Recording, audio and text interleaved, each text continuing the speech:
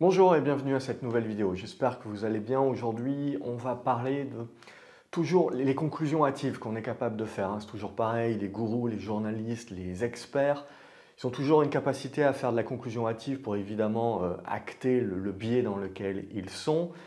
Et la particularité, c'est de prendre des raccourcis, et ces raccourcis-là, bien entendu, sont plébiscités puisqu'ils sont facilement compréhensibles, et on peut donc facilement avoir ces conclusions.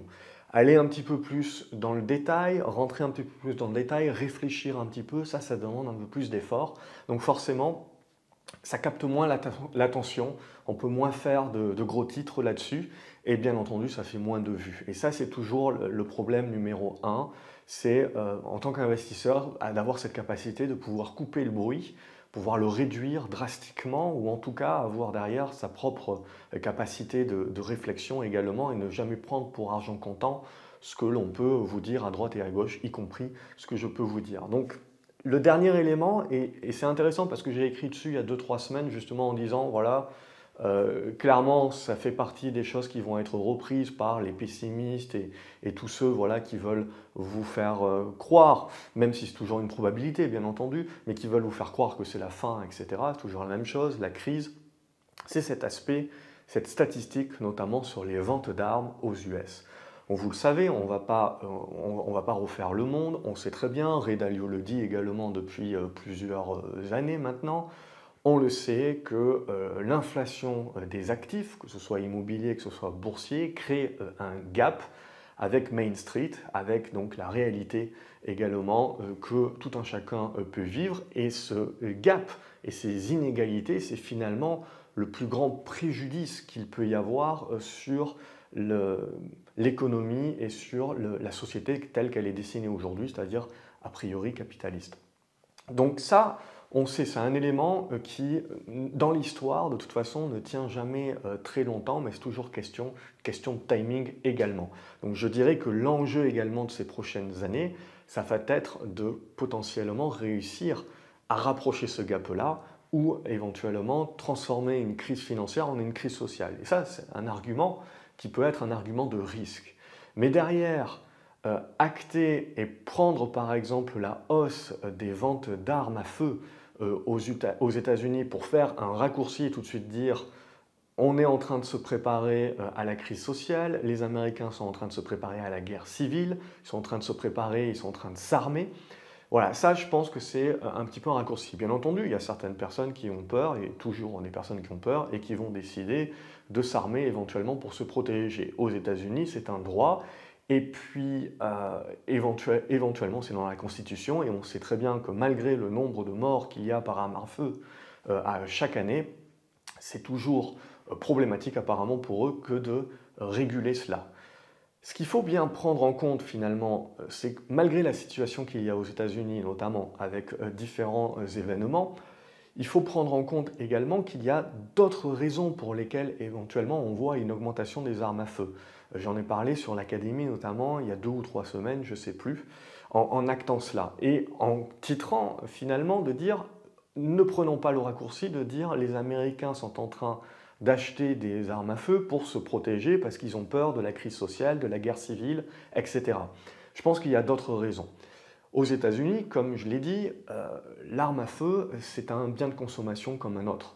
Donc ça dépend des États, bien entendu, mais il y en a qui sont beaucoup plus ouverts que d'autres. Donc on le sait également, on a plus un plébiscite, on va dire, du côté républicain que démocrate. La crainte, finalement, et on le voit, c'est que cette augmentation de ces armes à feu, de ces ventes d'armes à feu, elles sont également liées, on le voit, avec l'agrément et la hausse de Joe Biden dans les sondages pour gagner la présidentielle aux États-Unis, c'est-à-dire un président démocrate. Et la crainte, évidemment, quand on veut acheter une arme à feu, mais il faut croire également, il y a différents éléments qui sont à prendre en compte, c'est que les démocrates, évidemment, d'une manière ou d'une autre, augmentent les prix, c'est une autre manière de réguler, ou mettre en place de la régulation, même si évidemment on n'y croit pas trop, puisque si ça avait dû se faire, ça serait fait déjà, mais on sent que voilà, il y a quand même un sujet qui peut revenir sur la table. Donc, si je cherche à acheter une arme à feu, je vais plutôt anticiper. Si j'ai un business également d'armes à feu, je vais anticiper. Je sais très bien, voilà, on vient à peine de sortir du confinement pour les Américains, donc on réouvre également les salles de shoot, etc. Donc on fait en sorte également de prendre du stock et d'acheter les armes, d'acheter les munitions tant que l'on peut, potentiellement, avant que l'on ait un changement de présidence qui éventuellement chamboulera les prix ou la régulation sur les armes à feu, même si c'est jamais simple aux US. Mais on va plutôt prendre les devants. Donc il faut savoir, voilà, une arme à feu, c'est un bien de consommation également comme un autre. Donc quand on sort du confinement, on a aussi tous ces achats qui ne se sont pas faits pendant les mois de confinement, etc., ou les mois où on pouvait moins sortir, etc., qui se font.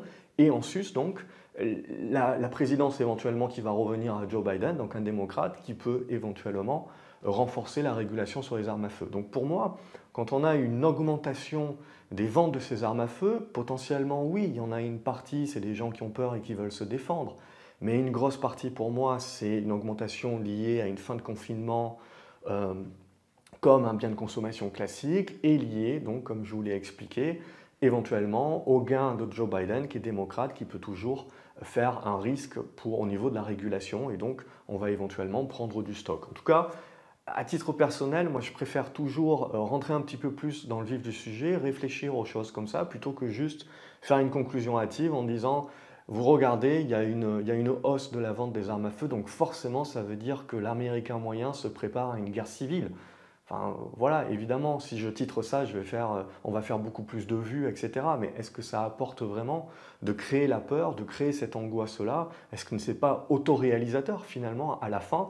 Et donc, du coup, est-ce que ça ne nous met pas dedans? Et malheureusement, je trouve que les réseaux sociaux, c'est très bien pour justement pouvoir dispenser une information, mais également il y a le pendant qui est souvent de l'information qui demande quand même à être pris avec des pincettes, surtout quand c'est de l'information qui va chercher uniquement le clic, uniquement à capter l'attention sans rentrer un petit peu plus dans le détail.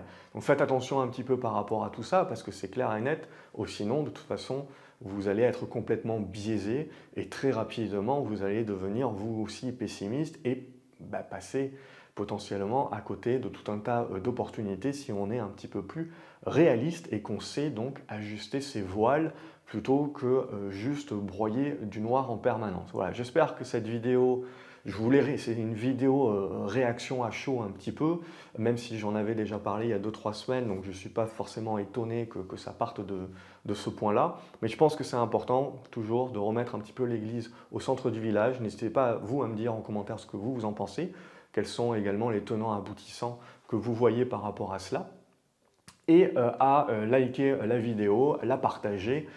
Ça fait toujours plaisir, ça motive à continuer à vous proposer ce genre de vidéos-là également, et à vous abonner à la chaîne en cliquant sur la petite clochette, comme ça vous ne loupez aucune nouvelle vidéo. Excellente journée à vous et à la prochaine. Salut!